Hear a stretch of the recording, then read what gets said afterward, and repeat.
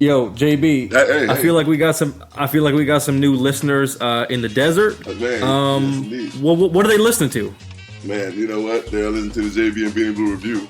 If you didn't know, now you know. I think this is episode 121? Is that what it is? You are correct, Jesus sir. Christ, man. Yeah, well, who'da thunk it, bro? Mm-hmm. Who'da thunk it? Who'da thunk it? Wow, it's amazing, man. I remember the first episode we ever did, bro. I remember that shit.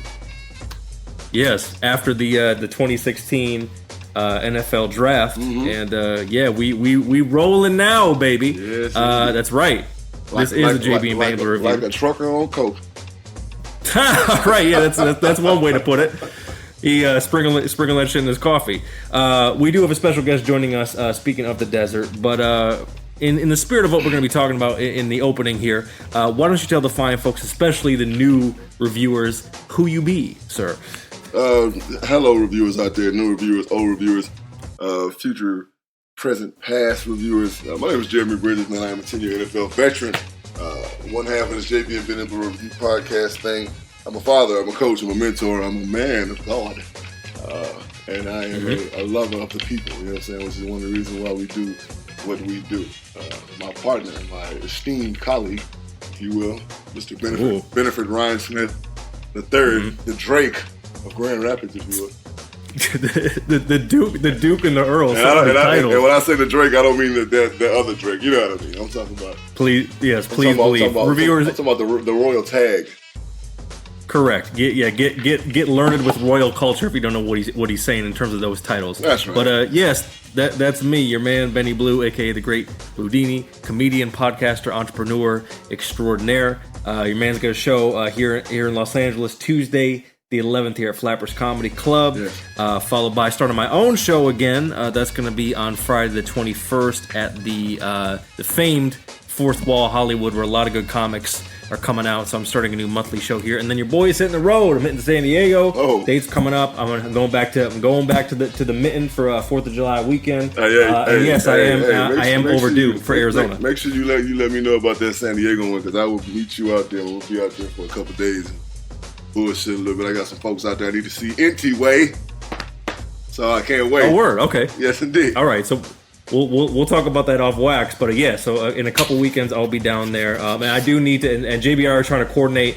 At some point I will be out in the desert. Don't you worry, reviewers. Yes. Within the next few weeks, I'm just moving and shaking. I just moved to a new place. A whole bunch of things are happening, but they're all good things. All right. Now, reviewers, a couple items of business. Of course, we have some proud sponsors. Of course, our new title sponsor, shout out to Jazzy over at Brave New Urban, hooked us up with the new logo, all that stuff. Brave New Urban is the design studio with the entrepreneur in mind. Visit bravenewurban.com to learn about their web design and logo design services, or just simply look at the great work that they did on our new logo and branding. Nice. And reviewers, use promo code THEREVIEW. That's the review. Go to bravenewurban.com and get 30% off your first project. You're talking about somebody who's worked with NFL clients, Fortune 500 in New York City, and damn it, she laced us well for the review. So the work is legit, and you'll be very happy with the results. So make sure to check them out, Brave New Urban. And of course, Pacific Home Buyers. Have you inherited a home or property? Are you going through pre-foreclosure? Pacific Home Buyers helps homeowners in all 50 states get cash for their homes, and their deals close within 7 to 14 business days. Visit PACHomebuyers.com. That's PACHomebuyers.com, or call 323-963-3417. That's 323-963-3417 for more information, and they can help you get cash for your home today. Now, reviewers, of course, JBandBennyBlueReview.com. Follow us at JB and Benny Blue for all your social media needs. Now, as JB knows, we say it every show. Damn it, we say it multiple times every show. We do. We are available on all platforms. That's iTunes, Stitcher, Google Play, TuneIn, CastBox, Spotify, iHeartRadio, YouTube, the whole shebang. However, that's right. There is a gentleman joining us here who has been holding us down and showing us a lot of love ever since we connected, of course, with the man Earl. Shout out Earl. Shout out Javon, aka J Love. Everybody holding it down out there in Phoenix. Reviewers, we are joined on the line here by the one and only Sean McConnell. He's a producer and co-host of the Casual Sports Show. That's right. KSRN, which is a great platform, especially for folks there who are really diehard about their Arizona teams. And we'll get into that in the end. But Sean, what's good, sir? Appreciate you taking the time with us, bro. Fellas, how's it going, man? It's Been a long time. I've been following you guys' show, been promoting it, been enjoying all the fun stuff you guys do. Yeah, it's good to be on air with you guys. It's pretty fun. We appreciate all that, Sean. We appreciate that, man. For people that don't know, man, the studio up there at KRSN is, did I say that right? Did I get a call? Did I get the call letters right? KSRN. KSRN. Okay, good. There we go. So the folks up there, man. Yeah, Casual Sports Radio Network. Yes, sir. There you go. They're amazing up there, man. Awesome cats. I love it. Every time I'm in the studio with them dudes, man, it is a blast. I got to get up there with you guys again soon, Sean. Soon. We got to get it together. Absolutely. Oh, yeah. Well, listen, fellas, there's plenty to talk about. And, you know, as JB and I talk about often on this podcast, Sean, as you know, of course, being a listener before we actually got, connected with your platform, which, again, is live streaming. It's a little bit different than just the podcast. Right. It gives the opportunity to not only listen to our show, but other great sports and music and beyond shows on that platform. And, again, we'll get to that here at the end of the show. A lot of times the reviewers, as you know, basketball's winding down. Yep. Baseball hasn't really started picking up yet. No. And sometimes you wonder, hey, what is a true sports fan supposed to do? Well, damn it. Listen. In the world we live in today, there's plenty to talk about. Don't forget about the ending of hockey. I continue to keep saying this, Benny, every time I see ESPN, Sean, is that, damn, there's a real hockey championship going on right now, and nobody gives a damn. Like, no one gives a flying fuck, if you will, about the fact that the Blues and the Bruins, one very storied franchise in the hockey world, and the Blues is kind of new to the championship thing, and it's still no hype because they can't get over that hill, the juggernaut that is the NBA, right? You can't do it. You can't foreshadow it. Can't overshadow it. Just can't do it, all right? So... that freaks me out every time. Every time I'm watching ESPN and they show a highlight of the hockey, the Stanley Cup, I'm like, seriously? I forgot what was going on. Let me tell you something though. For any set in their ways sports fans out there, do not underestimate the fun of a hockey game. Oh, no. JB, if you can attest, or Sean can attest, I love going to baseball games. I would rather go, and we've talked about this before, I think JB the same way. I love to go to a ball game rather than watch it on TV, unless it's the playoffs. Yeah. That's different. Right. But hockey, I'm telling you folks, like whether it's a goddamn Coyotes game, Kings game, whoever you want to see, go. I encourage you. If you're more of an NBA, NFL person, seriously, go to a hockey game, even if you thought you would never mess with it at all. And I'm telling you, it'll change your mind because they are fun.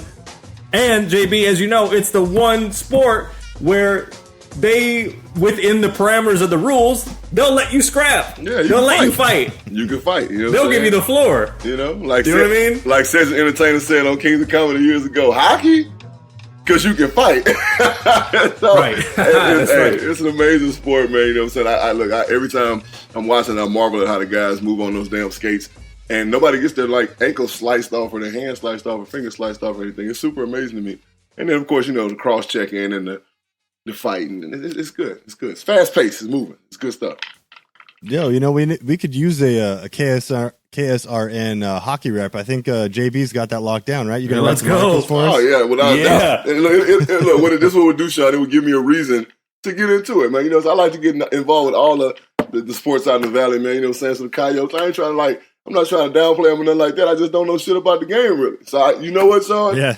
You might be able to put that on my plate, man. I might have to dive into it. You know where to find me. Yes, sir. Okay, to be continued. We may see a special correspondent for the Coyotes, which is dope because I mean, Lord knows we love savage behavior around here. And listen, most of those cats are willing to lose their teeth. They have a new smile after every season. So right. you gotta be a different type of crazy to be like, I'm gonna go out there with no mouthpiece, with no cage on the second half of my face, and just literally taking it in the chin, getting body checked. And the whole thing, I'm telling you, reviewers, give hockey a chance. That's all I'm saying. We barely talk about it on the show, but give hockey a chance. That's all I'm saying. Now, reviewers, listen, you know what we're doing here. We're not playing any games. Know what's going on. Without further ado, this is the State of the Birdgang OTAs edition. Cue the music. We got a lot to talk about with Sean. Cue the music. We got a lot to talk about. Cue that music. First and foremost, Sean, I'm going to throw this to you first. And, of course, Bizzleman's going to come in hot because I already know how he feels about this gentleman. A huge, very dope announcement. In case you've been living a rock, desert folks, I know you haven't. Your man, the myth, the legend, Carson Palmer, is going to be put into that ring. He is getting in. Mr. Bidwell made the call. And he's getting in, man. Sean, first and foremost, what is your reflection of Carson Palmer's time with the Cardinals, and what does it mean to you personally to see him get that honor, from the organization? Well, first, I have to talk about how they announced it. I got to talk about that. That was pretty cool. They let people just kind of like stew for about a good 15 minutes on Twitter, thinking, what's going on? Is Larry retiring? What's happening? Right. Is it bad news? Is it good news? Right. What's going on? And then they dropped the phone call, which was super unique. I haven't seen anything like that. They dropped the video, the phone call. They had it all there, FaceTime. A lot of fans have that reaction of, really, why now? Versus, I've seen ones that say he doesn't belong, but I'm not even going to entertain that. More so the ones that say, why now? I think this was more just as much as a stats perspective as it was a person perspective. And for the Cardinals, they're very big on your who you are as a person, i.e. Pat Tillman, Larry Fitzgerald, right, and who you are on the field as well. And it's got to be a balance of the two. I think it was definitely one of those decisions where they wanted to encapsulate that whole Bruce Arians era as quickly as they could before it became such of a weird thing to look back on. You know what I mean? So it was kind of like a quick, yeah, we got to encapsulate this because we're changing everything, and what better way to change what we're doing now than to quickly recognize the past that was just right after that. So, I mean, he definitely deserves it. He's a great person. He's one of the toughest guys I've ever seen play football. The stats are actually there to prove that he should be in the Ring of Honor for the Cardinals. He put up so many big numbers in such a short amount of time. It was incredible. So I'm definitely happy for Carson. He deserves it. He's a great guy. He's a great dad. He's all across the board a good dude. So I'm definitely happy for him. Nice. Bizzleman, your thoughts? Well, first of all, shout out to the class of 03. You know what I'm saying? Carson Palmer is a proud member of the class of 03. So is Cliff Kingsbury. So is Cliff Kingsbury. So for people that don't... Different career path. That's right. So for people that don't know, the class of 03 is, the draft class in the NFL. Me and Carson Palmer were both parts of that. And Cliff, I think. Cliff was drafted late, if I'm not mistaken. But, man, like Sean was saying, and like the numbers prove, like anybody that knows Carson, the real CP3, I call him, he's a class act all the way around the board. Has been from the moment I met him at the Senior Bowl. He was Mr. Everything coming out of USC. He could very easily have been the biggest dickhead in America. Nah. One of the guys, hustled his ass off. Even in the Senior Bowl was a leader. He wanted to play in the Senior Bowl. He was going to be the first overall pick. He knew he was going to be that. So it was like, the dude was he's just an amazing cat. You know what I'm saying? Humble. Like I said, a worker, a warrior. Like he just one of the damn guys, man. Hats off to I just want to take my hats off to the USC coaching staff that was there, Pete Carroll and them guys that was there that groomed him. And so many other great players from USC, because most of the guys that I've met that played at USC are just really hard-nosed, good, down-to-earth dudes. All right, so just shout out to them, first of all, for the way that they cultivate their guys. But to a man, Carson's that dude, man. You look up to him in every aspect. Like Sean was saying, great father, great football player. He does great things in the community, and doesn't really expect a pat on the back. So that phone call was freaking me out. I sat and watched probably twice. Carson was like, "Man, you never FaceTime me."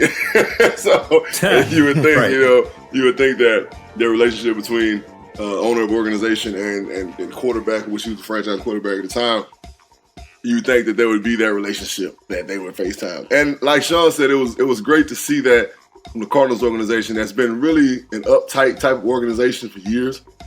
I like to say, and I told Benny this before, when the old man stepped down from operations, Sean, everything became a lot looser, a lot more modern, a lot cooler. They're still very traditional in the way they do a lot of things, but they're slowly starting to understand that this is a fun sport for young men that like to keep things exciting, and Mike is doing a really good job of incorporating the fun. Of course, starting with redoing the whole building, inside, outside, the bubble, just doing things to modernize the team, and inducting Carson into the Ring of Honor, man. That's big time. It is. Because, like you said, Sean, I think they know that it's about to be some big things happening, and we don't want to forget about the good things that happened while Bruce was here and Carson was behind center.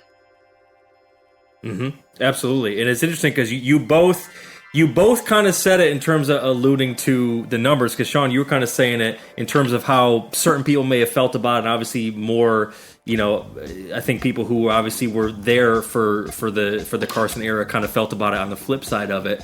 Now, the Cardinals have put him in the Ring of Honor. Here, we don't do much debating on this show, but I am curious to see if you guys will be on the same page with this, or you'll have differing opinions. I'm looking at Carson's stats right now. Carson had a pretty good career. Everyone knows he started with the Bengals, moved to the Raiders, then obviously went over to the Birdgang. Now, and to JB's point, a lot of those USC cats were very good college quarterbacks, but a lot, to be fair, a lot of them had kind of struggled once they got to the pro level. Obviously, jury's still out on Sam Darnold, but overall, from that era when USC was really cracking like that, and they were winning, competing for championships, and they won the championship, really the only cat from that era who really kind of had about as good as you could a career as you could have is Carson Palmer. Pro Bowler, pretty good stats, threw for a little over 46,000 yards, 294 touchdowns to 187 interceptions. Looks like career completion percentage of 62.5, which is pretty solid. Yeah, that's decent. Here's the question. JB, I'm going to start with you. He's in the Cardinals Ring of Honor. Right. Is Carson Palmer a Hall of Famer? No, and I tell Carson to his face, I'm not just saying that, behind a microphone. To be a Hall of Famer, to me, you have to have a championship. As a quarterback, you have to have won a Super Bowl. There's no compromise in that. You have to have won a Super Bowl. You can't go in. I agree. Well, I take that back because... Or just really, really good individually. I take that back because you don't have to have a Super Bowl, because I think that Donovan McNabb is a Hall of Famer. Because of the things that he's done football-wise. NFC championship after NFC championship after just NFC appearance, championship appearance after NFC championship appearance, going to the Super Bowl, the numbers he put up, the things he did, the longevity he had in the league. I think he's a Hall of Famer. Maybe not like soon, like around the corner Hall of Famer, but in the next 15 years, he should be inducted into the Hall of Fame. CP3, no, I can't say. I can't say that he's Hall of Fame caliber. Number wise, he's up there and he's competing number wise. But no, I'm just gonna say no, not for the jacket. You gotta do a little bit more, because quarterback wise, you got so many cats that have done so much more than he has. So no, I wouldn't say he's Hall of Fame. Okay, Sean, what do you think? Yeah, it's hard to make a case for him, honestly, because there are so many greats that have done it and they've won championships for. There's going to be maybe a window where there isn't that many Hall of Famers to put in, and maybe he could slip in there, maybe get on the ballot a couple times, but it's going to be situational. It's not going to be probably like JB said for the next 10, 15 years. There's going to be a lot of guys that are coming in that are going to go. You think there's guys like Larry that you could consider first ballot Hall of Famers, no question. Easy, yeah. So there's going to be tons of guys like that can keep happening and keep pushing the guys back that are on the fringe. And it's definitely a balancing act. Just looking at Carson's 5 years here, he averaged 279 yards throwing per game, and that was his highest with any other team, and that was his last team. Right. So he almost aged like a fine wine, but at the same time, weren't able to get that championship. If 2015 had turned the way that they wanted it to, this could be a different story altogether. Exactly. Being able to play through that hurt finger and all that stuff that happened, it would have been incredible, but it just didn't turn out that way in Carolina, unfortunately. Mm-hmm. Absolutely. And I'm on the same page with both you guys, because I do feel like he had a really good career, but he's kind of more, unfortunately, kind of more of an outside looking in candidate, where he's kind of fringe in terms of like you said, maybe something happens where it certainly wouldn't happen on the first ballot. But I was curious to see where your guys' headspace would be with that, and I think we're all in step with that. Where he had a good career, Sean, like you said, he kind of had a second coming in terms of what had kind of happened with the Bengals, and then obviously a lot of times when people go to the Raiders, that's where their careers go to die. Right. And then he ended up going to the Cardinals, and then it's like, okay, now if they really put the right thing around him, like you said, that 2015 situation, it's like, damn it, man, like you're right there, and so yeah, I think we're on the same page with that. So Carson, hey man, either way it goes, you're a Hall of Fame dude. How about that? We love you know what I'm saying? We love you. Congratulations. Friend of the show, future guest Carson Palmer. Hey man, don't be a stranger. Yeah, when you run a JB at Fitz's fucking golf outing, listen. Oh no, maybe a couple whiskeys in, you'll be a guest in the show. You never know. That's what I'm saying. Hey, he gonna holler at me now. You know what I'm saying? That's my guy. So like I said, we class over 3. We show love all day, every day. There it is. All right, now moving into current happenings with the Birdgang. It is OTAs, and well, gentlemen, it's a kind of a sore subject considering how it went down. But Pat P is now at OTAs. A weird kind of dynamic that's been happening with him over the last year. For those who've been living under a rock, he has been suspended for 6 games due to the whole PED violation. In fairness to him, from what I understand, it was more in relationship to JB. Was it a diabetes issue in terms of what he took? Am I getting that right? He changed his diabetes medicine. One of the medicines that he takes for his type 2 diabetes. And one thing about the NFL, and I've said this before, is that people on Twitter were really going in on my guy, and I ain't like that. They was like, "Oh my God, you can call the NFL and see if it's legal or not." Okay, well, let me explain something to you idiots out there, and I call you idiots because you don't want to listen, want to hear the truth. If there's a new substance that you're taking, you call the NFL, and they don't know what the hell it is, they're going to tell you it's okay to take until they find out it's not okay to take.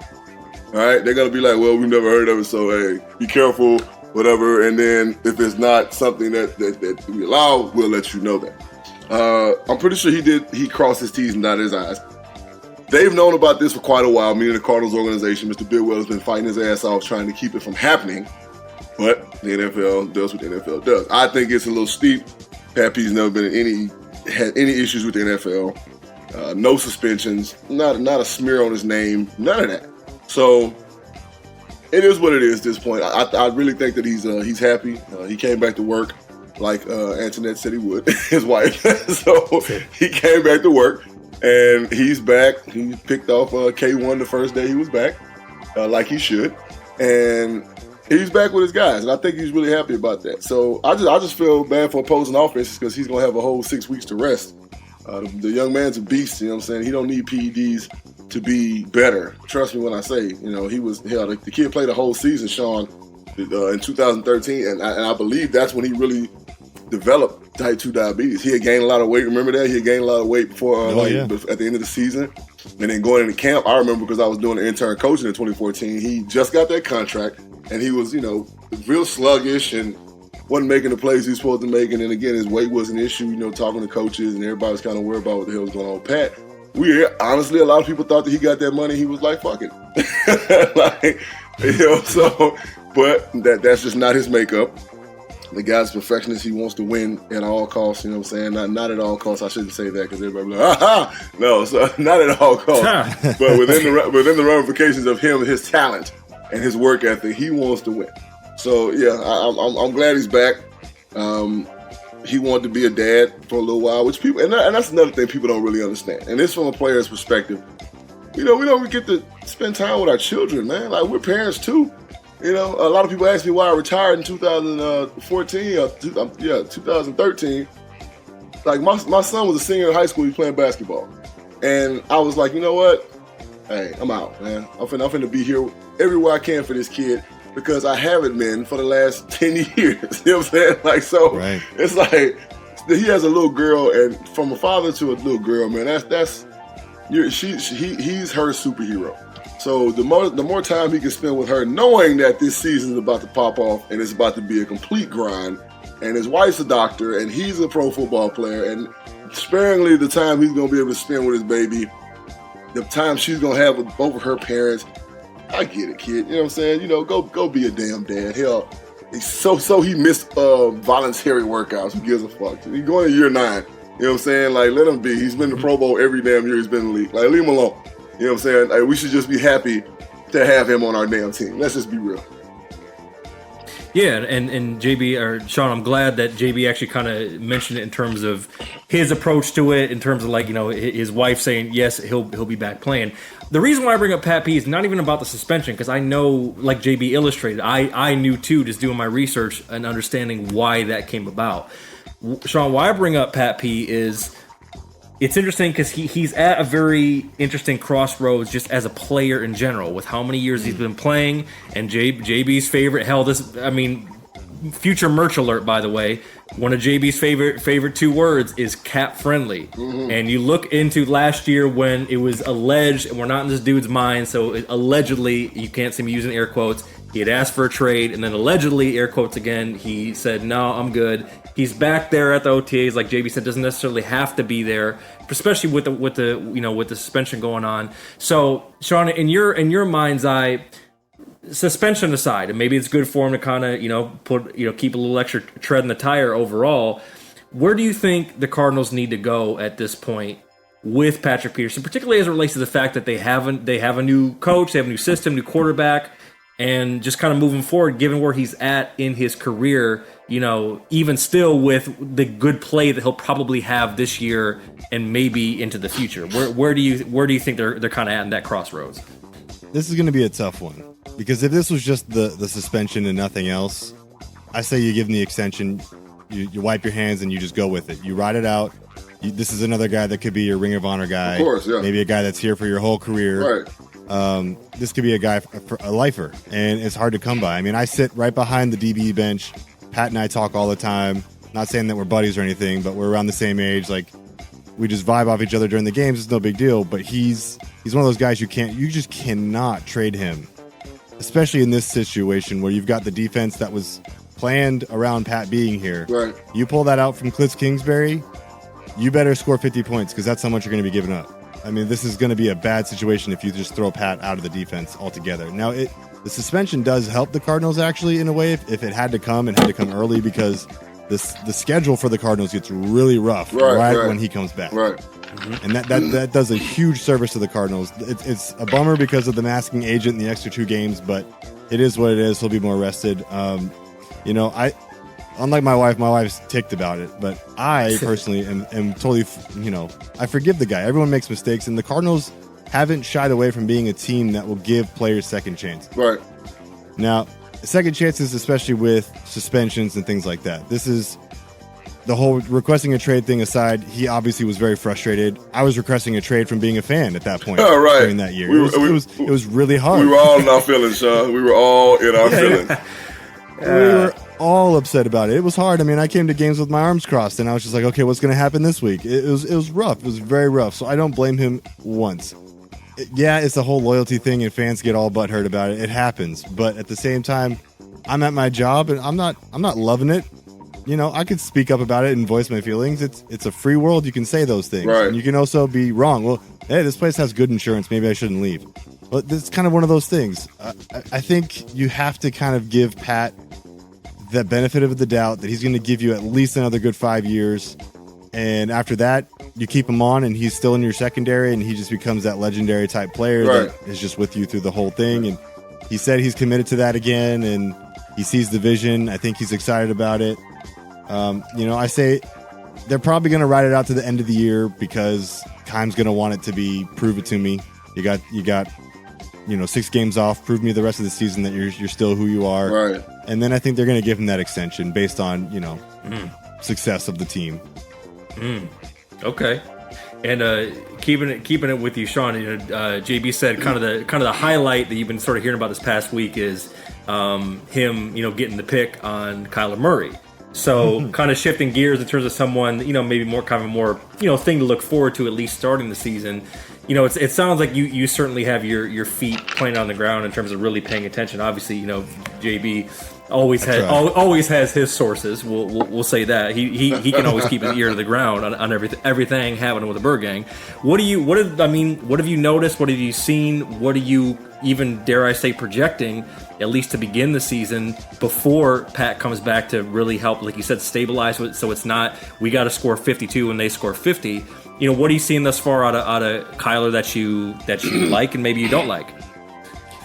Well, what I'm seeing on all, because I don't get to go to the practice facilities per se, but from what I'm seeing on social media or the Cardinals pushing out their own film and everything, it's a lot of short passes, a lot of them. Right. And they're working on him getting it out quick and getting it out under pressure. And I kind of like that because, we do like the long plays. Bruce Arians kind of spoiled us in that sense that there was always going to be a couple bombs thrown. We know that Kyler can throw them, but I think it's more important not knowing how the offensive line is going to gel necessarily with these new pieces. Knowing that we're going to be safer in the long run, being able to get it out quick. We have a lot of guys that are speedy, that are going after the yak, yards after catch, trying to make something out of nothing. So I'm excited about that. The problems that I have, though, looking at the schedule, it's just going to be tough. I mean, there's going to be some tough games in there that I can't even put a number on it anymore, especially with the Patrick Peterson thing. I had a guess roughly, like, okay, rookie quarterback, maybe we go 8-8, maybe we can go 7-9, 9-7, around that area, kind of playing it safe. But without Pat, those first 6 games could go either way. Right. It's pretty tough for me. So I'm looking at them right now, Sean. We got Benny's Kitties first. We got the Ravens second at the Ravens. We got Carolina coming in town. We got those pesky Seahawks coming in town. We got to go out to Cincinnati. And then we got the flying high Falcons coming in, who are always dangerous, especially in the beginning of the season. My thing is that I think the offense is going to be super exciting because Lil One is going to make some plays with his legs. And that's just every running quarterback that ever comes into the NFL. And they have that little leeway because defensive coordinators don't know how to attack them, and they don't know how to guard them, if you will. So he's going to get out. He's going to make plays with his legs. There's going to be crazy excitement around the Cardinals organization. We're going to win some of those games that people think we shouldn't win. Vance is here as a defensive coordinator, which people are really taking for granted, and I don't know why people are downplaying that. Vance he's like a kid on Christmas with a bunch of new toys. Like look at the pieces that he has. Like, we signed Hicks, he's got Chandler coming back, he got Sizzle, who has, if you ask me, probably 3 more good years in him. You know what I'm saying? We put him on a pitch count. We got Peters back in there, you know what I'm saying? And key pieces, you know what I'm saying, in our defense that Reddick, they put Reddick at, what did they put him at? The inside backer, right? They solidified it, say he's going to play inside backer now. That's right. Yeah, so that's going to be huge. And that's good, you know what I'm saying? So, look, we got guys that can play. We drafted Byron Murphy, which I think he's going to be a great cornerback in this league for a long time. People are downplaying him. I don't know why people are so low on the Byron Murphy. Like, we should have drafted him that high. Have you watched this kid play in college? Like, he's a beast. He's tailor-made for the NFL. Put it like that. You know what I'm saying? So he went to Washington, which you know, get all the flash at Washington, but the kid's tailor-made. He's been in a passing league his entire college career. So passing, pass defending ain't nothing new to him. That's why he got drafted second. You know what I'm saying? The second cornerback taken, I think it was. You know what I'm saying? Maybe the third, fourth, whatever. But the first pick was second round. We got the kid from over there in Atlanta who's a nickel/cornerback who will be starting most likely when Pat's out. What's his name, Sean? Robert Alford. Yeah, Alfred. I always want to call him Alton for whatever reason. So, Alfred, we got him who's going to be starting in Pat's place. We got Swearinger back. Come on, man. What are people not seeing? I just don't understand. Like, I don't. But that's fine. You know what? All right. Disrespect. JB's got me hyped. Disrespect my Birdgang all you want. Downplay us all you like. But when we're 4-2 in the first 6 games, when Pat come back, they're gonna be like, "What the fuck is going on in Arizona?" Like, yo, JB, I'm looking at the schedule. You have me hyped, right? I'm going through the games in my head. I think 4-2 could happen. Yeah. And so the key to 4-2 is actually the last game, the Falcons game, because Alford would be going up probably against Julio. Right. And Julio usually eats Pat's lunch, right? So we don't have to worry about that. And Alford used to practice against Julio like every week. So he knows his tricks. So this could actually happen. I mean, I'm saying Lions win. Ravens. Come on, man. Hold on. You just breeze right past that. Easy win. How about easy win? All right, then we got. Please. I'll say Ravens loss. I'll say Panthers win. Seahawks loss because they know how to defend.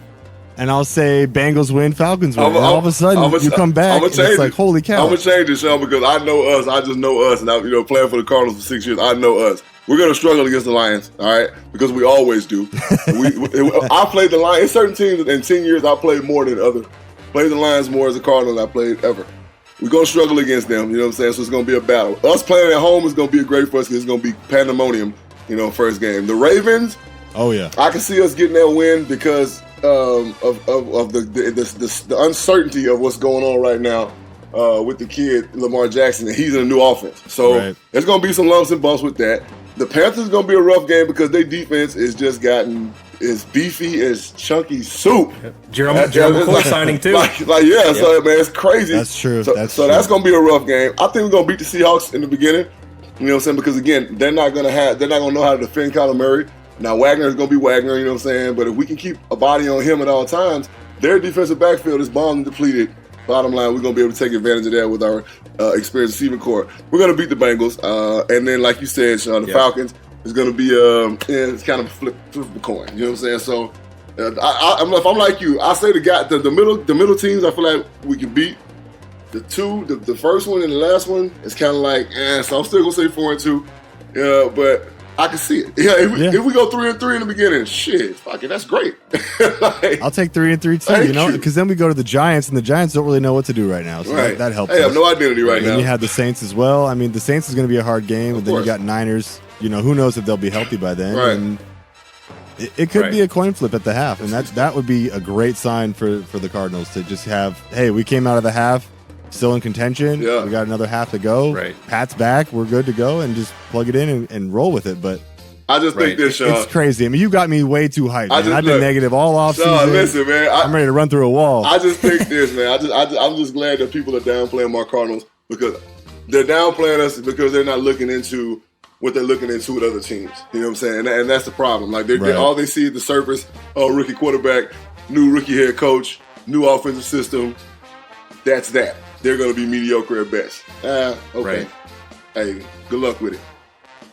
Right. Exactly. I think a lot of people tend to hate on Joseph because anyone that leaves Denver without some sort of success all of a sudden becomes a failure because they didn't pass John Elway's test. But that test is kind of overrated. The SATs. The man's a defensive coordinator. All right, head coach is not for everybody, bro. All right, and that's just real. And that's no knock on anybody. You know what I'm saying? No knock on nobody. Look, Wilkes was a good dude. He's a great defensive coordinator. He's a good man. I know him. I don't think he's a head coach. Vance Joseph got the job. Hey, congratulations. I don't think he's a head coach. Head coach, it's just a special gig, man. It's a special gig, and it's not meant for every. Hell, half the coaches in the NFL right now that got the job of head coach don't need it or deserve it, but they're there. Right. You know what I'm saying? So, and they just got dealt a better hand. So, it is what it is, man. I'm ready. I'm like you, so I'm ready for the season to start tomorrow. All right. Yes. Oh, yeah, man. It's crazy. Yeah, and your best believe your mans will be in the building for game one. Oh yeah, Sean. I'm gonna keep it a buck. When you breeze past that first game so quickly, I almost had to hang up. I almost had to tell JB. I don't know what happened to our guest. We had a guest. I don't know what happened to him. Look, he was on the line with us. Look, Sean, I gotta take my shot. I'm just gonna tell you straight up. The last game he was here for was the alumni game we played last year, right? Mm-hmm. And of course I was an ambassador, so I'm moving around. My phone starts blowing up like crazy. I look at my phone. I'm like, "What's up, bro?" He's like, "Man, I just got into it with these cats. This fool was fighting at the game." They're not gonna let him in, so we don't have to worry about him.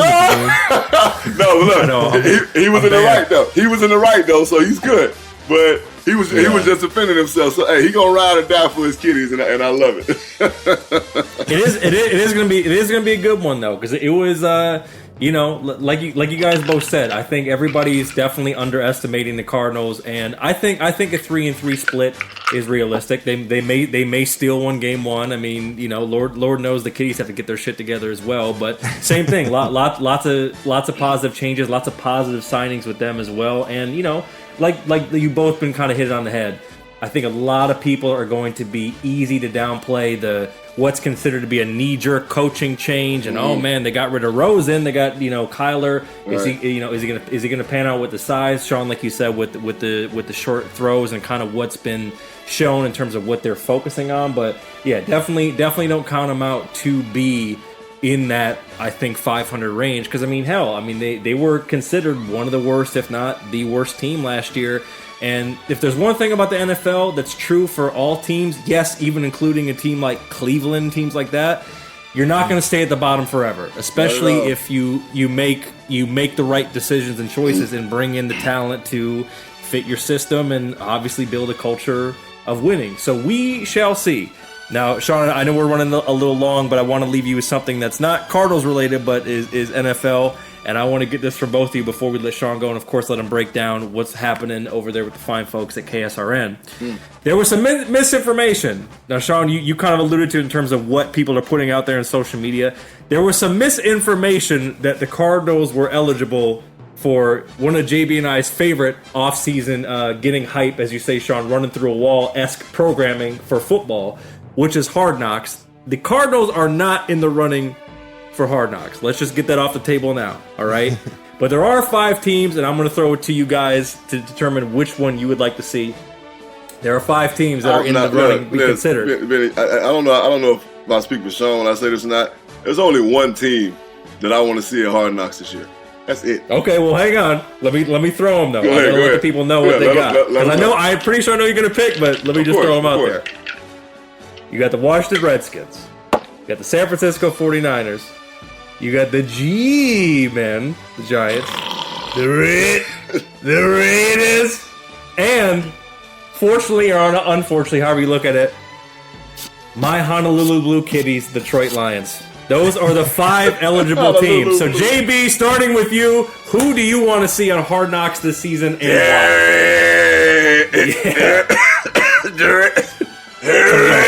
Please. I want to see the Raiders, man. Why not? Well, who else do you want to see?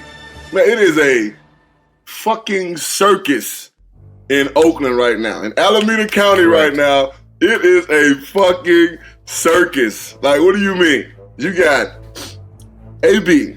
You got Vontaze Burfict. That's that. That's all I need to say. You got Richie Incognito, the head coach.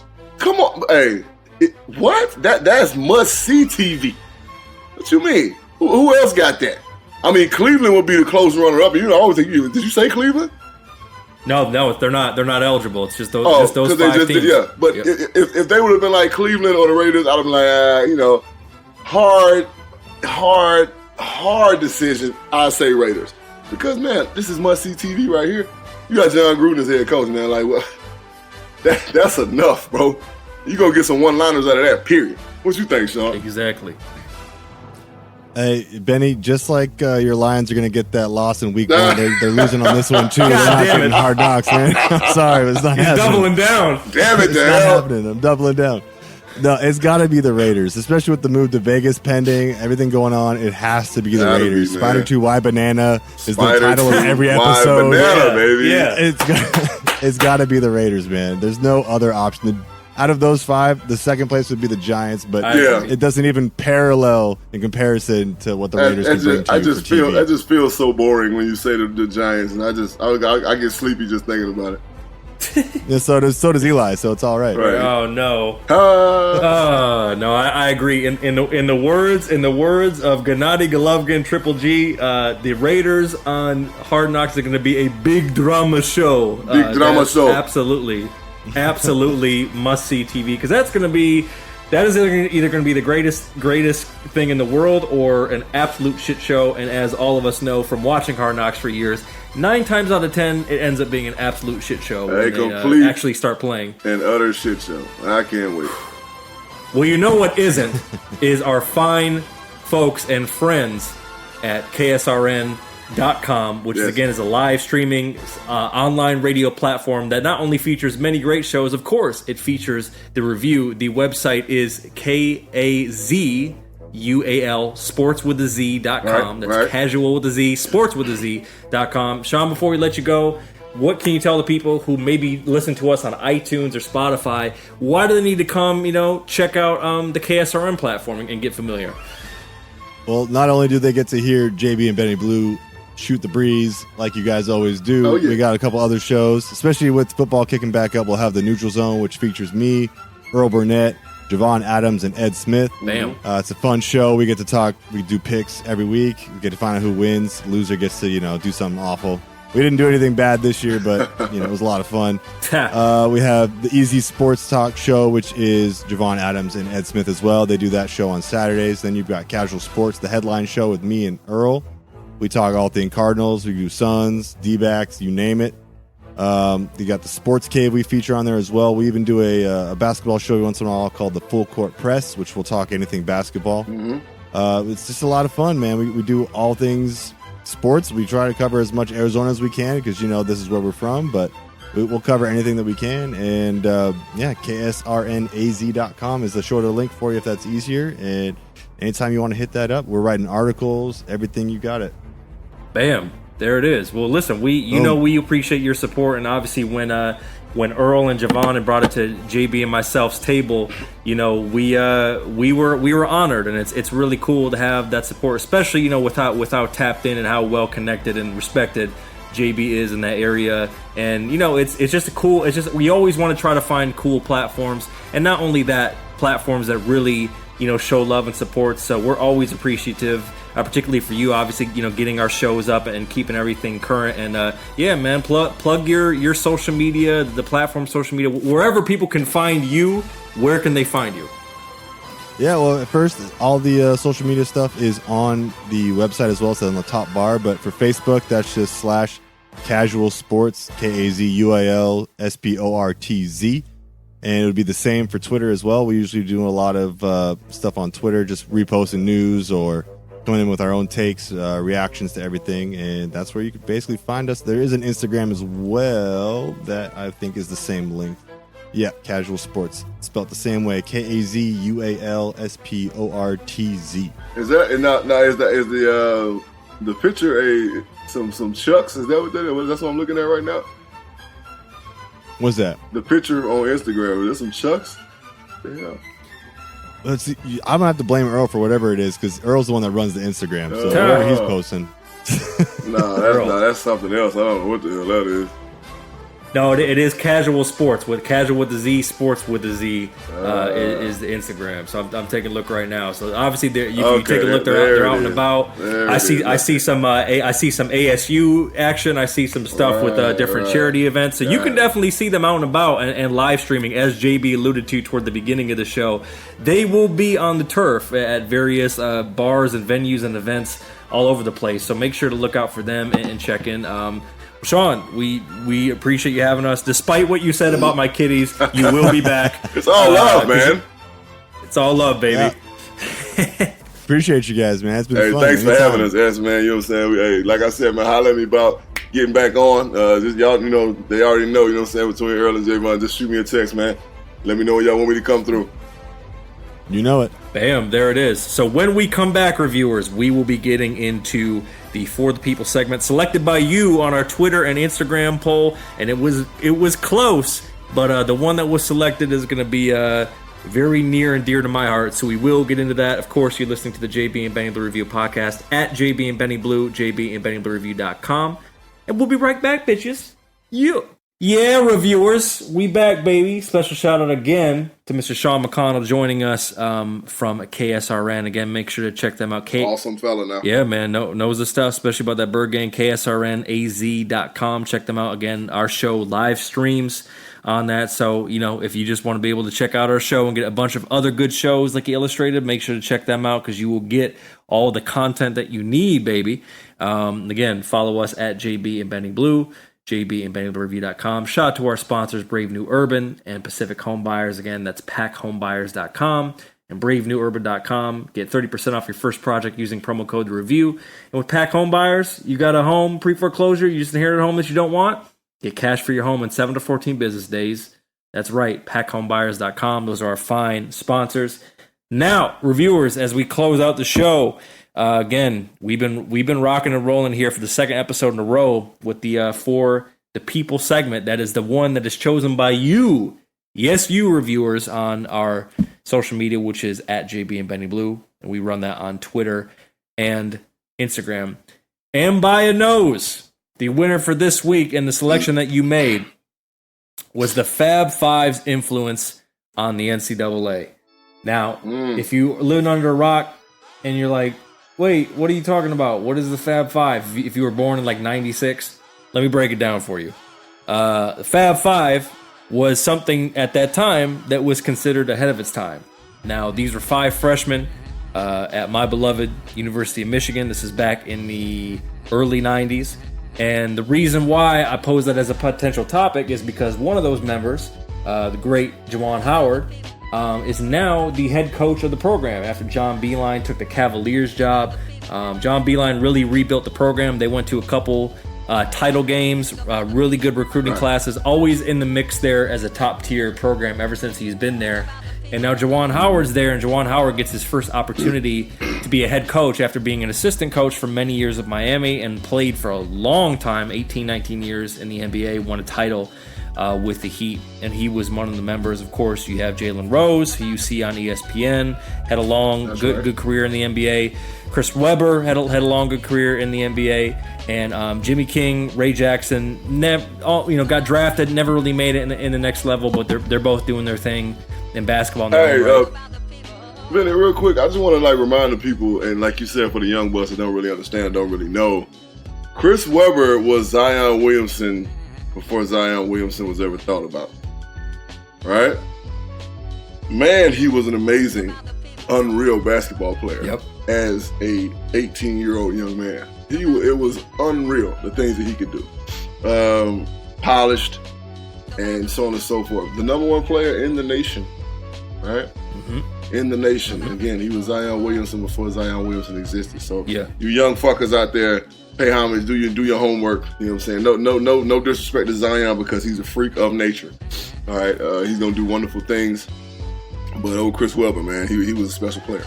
Yeah, absolutely. He was a top pick in the draft. Had a really good career, especially for all the youngsters out there. Hop on YouTube, watch his time, particularly with the Sacramento Kings, is probably his peak. Right. And yeah, man, I mean, there's a lot to be said in terms about what they did, because a lot of people try to shit on them. It's like, oh, they never won a title, and Chris Webber called the timeout, and blah blah blah blah blah.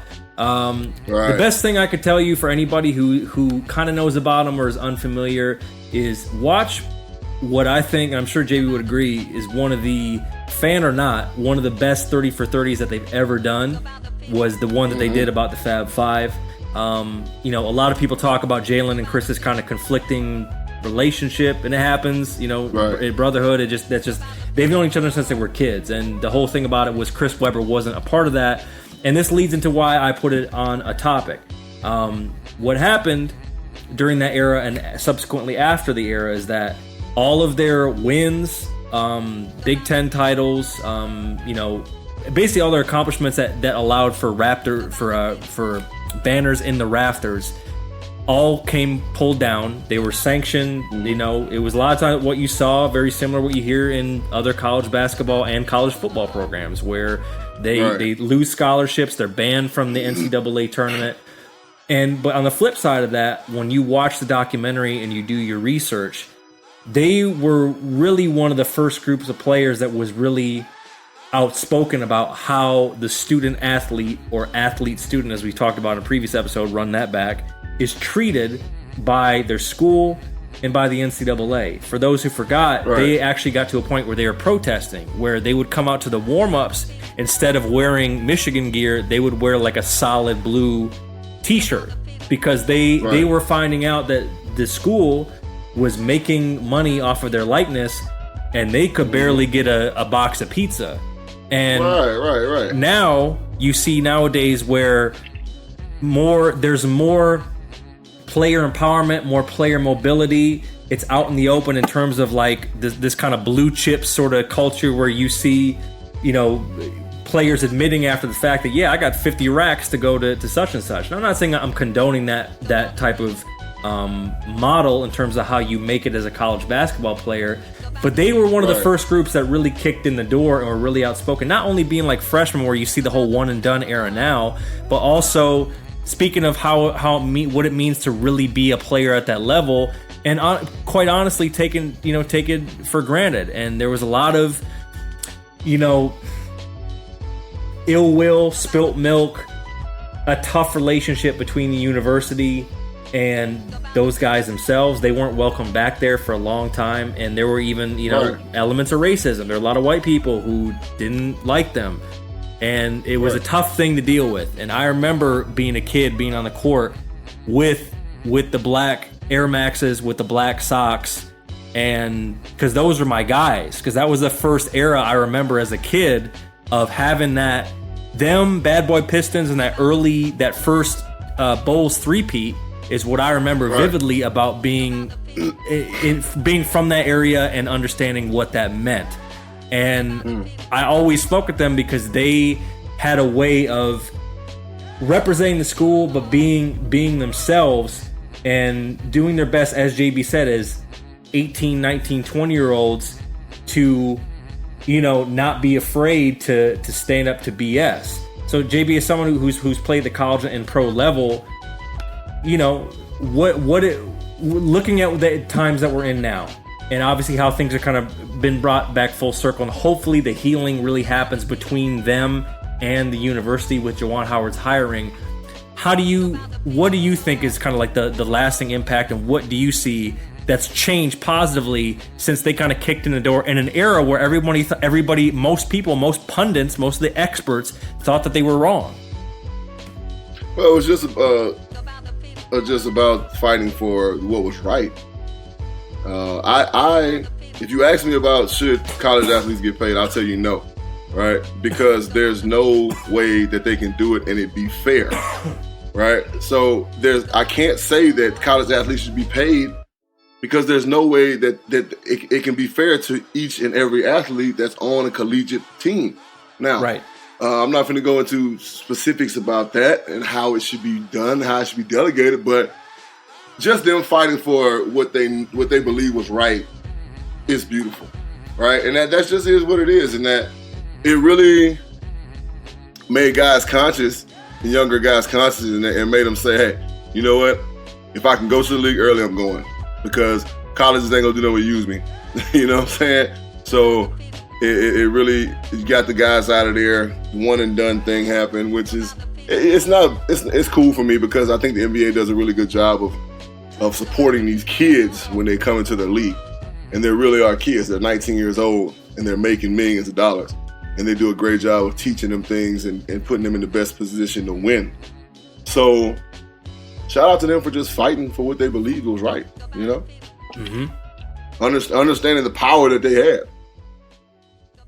Couldn't have said it better myself. And salute to Mr. Juwan Howard. I wish you all the success. And shout out to Juwan Howard, man. Congratulations, Big Daddy. Yeah, man. I know. And from what it sounds like, everybody's going to be coming back together, and hopefully, the healing can begin, and the banners that they do have can go back in the rafters. And hey, only thing left to do now is finally get over that hump and win the big one. So we'll see going into next season.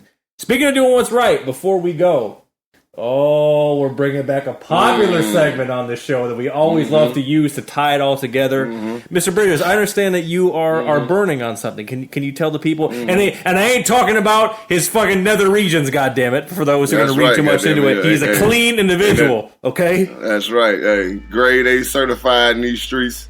Damn. You know what I'm saying? Listen, man. What I'm burning on today is, one of the topics that we had up for the people to vote on was players versus fans. That's right. Right? So, we've had incidents, especially more so in the NBA. That's right. Of fans disrespecting these athletes, okay? Now, I want to use the word entitlement, right? Fans feel entitled because they spent $120 for a ticket, right? The guy from the Warriors felt entitled because he's a minority owner, multi-millionaire, almost billionaire type cat, that has interest in the Golden State Warriors. The little kid that almost hit Russell Westbrook. Yeah, I'm going there. Felt entitled because his daddy has him sitting on the front row of basketball games and he is going for the opposing team, so he felt entitled. And then there's emotion. People get so emotionally wrapped up in these games that they do stupid shit. Again, that little kid, if you rewind that tape, if you look back at that tape, he tried to hit Russell Westbrook, right? He tried to hit him because he is from the opposing team. He knows that he is with, it was Portland, right? He's a Trailblazers fan, and Russell Westbrook here, he's the antagonist, so I'm gonna hit him because I don't like him, right? Stevens, the minority owner, Lowry comes flying in the crowd. Lowry's giving the Warriors fits at this point, right? So it's only right that he shoves Lowry because Lowry is the problem right now. You know? So, fans, hear old JB when he says what he said. You have no right to put your hands on a man. That's an athlete. He's at work, okay? I just want you guys to understand that. The man is at work, all right? No, nobody come to your job, you know what I'm saying, your cubicle and slap the back of your head, you know what I'm saying, when you're at work. And it don't matter what you do, how many businesses you own, if you're sitting in your own building, in your corner office, it don't matter. Nobody come and smack the shit out of you or push you while you're sitting in your fucking boss chair. No. This man, this woman, is at work. Right? Kyle Lowry was at work when the dude pushed him. That's right. Okay? Yeah. James Harden, when he slapped the phone out of the guy's hand, he was at work. Right? Russell Westbrook, when he get into it with these fans, he's at work. Right? So fans, you have to learn to control your emotions, okay? It's not for you to act a fool and to get mad and to curse. Look, I've heard some crazy shit from teenage boys at football games, being a professional athlete. I've heard some of the craziest shit. You fucking suck. And my next question is, where the hell is your mom at? That's what I want to know. Right. I always ask, and my teammates laugh when they like, "Where the fuck is your mom? Right. With your punk ass, little boy. Why you telling me? Well, why you telling me I fucking suck? You little bitch! Like, where your mom at?" Right. Fans, don't get it twisted. All right, don't get it twisted. All right, be a fan, root for your team, have fun with it, but don't get it twisted. Because see, if it was my world, and I'm the commissioner of the NBA or the NFL or the MLB, I'm going to tell my players to defend yourself at all times. Now, you don't really want that drama, partner. Right. You know what I'm saying? You don't really want that drama because the people that you're paying all this money to go watch are the modern day gladiators that motherfuckers used to watch in ancient Rome back in the day. True. All right? So if you think that you know what I'm saying, just for example, I'm 6'6" and I weigh 290 something pounds right now. All right? And if honestly, I could probably run through a wall in my own home. So, motherfucking average Joe talking shit to me in the benches, in the bleachers. If I attempt to get at your ass, you're pretty much fucked. Kyle Lowry was a big dog for what he did. Big man, professional, consummate professional for the way he handled that situation. Because that dude pushed him in anger, then proceeded to talk shit to him. Right. Now, if Kyle Lowry would have motherfucking fired off on his ass, then everybody would be like, oh my God, no. You want to know what's more disgusting though, Vinny? Than Stevens pushing Kyle Lowry? If you look at the older lady that's behind Stevens, right? Stevens, he never stood up, not one time. You know what I'm saying? If you look at the older lady that's like behind the security guard, or whoever the fuck came in and intervened. Yeah, she had like glasses. Yeah. She had a hat on. She's all like pointing at Kyle Lowry and telling him to get the fuck out of here. And yo, fans, y'all got to kick back, man. Yeah, for real. Y'all got to kick back. y'all really got to kick back, you know what I'm saying? Because, again, emotion, entitlement. They get into their feelings about the game, and then they feel like that there's something that they can do to help their team win besides the noise that they're making. They want to get involved physically. That's not the thing to do. It's just really not. And I'm glad, just to kind of put a bow on it, I'm glad that you actually brought that up, because everybody, the whole thing with all the hot take shows and everybody ranting and raving about it is they're talking about Mark Stevens in terms of his position, the privilege, the entitlement, all that shit's relevant. But I'm glad, as you always are, you were very perceptive, as was I, taking a look at the different angles. If you look at it, yeah, what he did was wrong, but it doesn't help that it's that lady, there's another guy behind the bench, and there's another cat on the other side, all yelling shit that Lord knows what they said to Kyle Lowry. They're all getting up, they're all pointing, yelling, screaming at Kyle Lowry, like basically, fuck you, punk, get out of here type shit. Get the fuck out of here. Like, I'm reading lips, this is what's going on. I'm like, dog, you gotta be fucking kidding. Like, this is what it's come to? Like, okay, so we don't want another Malice in the Palace, man.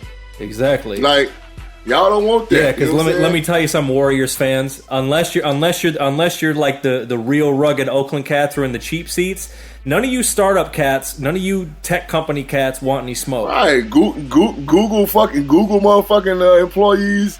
Run around that bitch, you know what I'm saying? Intel employees, you don't want that shit. You'll be running for the bay to jump in the water before you take a lick from a player. And this is the mantra I use to kind of wrap it up, at least for me. And JB, I'm pretty sure you subscribe to this too. I look at it like this. Yeah, everybody likes to trash talk in sports. It's par for the course. Obviously, there are lines you can cross, but the way I look at it is, you never know when that cat that you're saying is trash or whatever it is going to be playing for your team. What if, for whatever reason, after this offseason, they say, well, damn, we may have to switch up this whole Draymond, Clay, Steph, KD's maybe going to leave, thing isn't going to work. What if in some unlikely but still in the possible, because Lord knows nothing is off limits the way shit's been going these last few years in the NBA, what if Kyle Lowry ends up on the Warriors? Then what are you going to say? You're going to, so I didn't mean it. It was the heat of the moment. No, if you're saying extra shit like they were around there, that's different from being like the Raptors suck. That's a different thing. They was on his motherfucking head, bro. Like, straight up. So then what happens? What if he ends up putting on a Warriors uniform in the next 3 to 5 seasons? It's not outside the realm of possibility. These guys can sign wherever they want at this point. Now what happens? Because you said all that fly shit. Now he plays for your team, so you're cool with him now? Get the fuck out of here. That's some hypocrite shit for that ass. And I'm glad you brought it up, because it's a good thing to talk about, because there's a deeper layer than just, the guy's a minority owner and he pushed him. Yeah, that's the big part of it. But don't miss out on what people actually say and how their actions and their words don't connect. As JB said, as relates to if the ain't no fun when the rabbits got the gun situation was going to happen, and you have to you gotta get into an actual scrape with one of these cats. So always keep that in mind, folks. Be careful what you wish for, because you never know what could happen down the line. That's all I'm saying. But we always end on a positive note. Commissioner Bridges, what do you want to leave the reviewers with today before we get out of here? You're beautiful. You're beautiful. It's true. You know what I'm saying? And that's what I want to leave you guys with. You're fucking beautiful, man. The reviewers, you're beautiful out there, man. You know what I'm saying? We want to continue to make sure that you're on your shit, on top of your game, constantly, 24/7, making sure that you're on your shit, man. That's your health. That's your wealth. That's your family. We want to make sure you're on your shit. All right? We love y'all out there. Check us out on all major listening platforms. Correct. Spotify, iTunes, Stitcher, Google Play, all that shit. Check us out on social media at JB and Benny Blue on IG, on Twitter, on Facebook. Holla at us. What's that number, Benny? 818-850-2804. Who? Mike Jones? Wrong. It's 818-850-2804 Savage Hotline. Or leave us a voice memo on our DMs. Slide them DMs, baby, and we'll play it on an episode. That's right. We ain't forgot. Back. You know what I'm saying? Holla back. We love you. We love you. We love you. We appreciate you guys for rocking with us, man. Go check out our merchandise at Trends Collab. JBandreview.com/merch. That's right, /merch, man. Get some of that good merch. We got new stuff coming. Especially when I say it's the summertime motto coming. Summertime model stuff from JB coming, you know what I'm saying? As soon as I can get Trent Galab to cooperate here. I know you're busy, Chad, but I need my shit, all right? Damn. Yeah, without a doubt, you know what I'm saying? We love y'all, man. Yeah, straight up. That's it. We wouldn't be here without y'all, baby. You damn right. More visuals coming, all that good stuff, and yeah, man, we're just getting started for the summer. And of course, check us out on ksrnaz.com to get that live stream whenever you want to listen to it and all that shit. And until next time, baby, it's the JB and Baby Review podcast, and we out, people. I holla. Peace.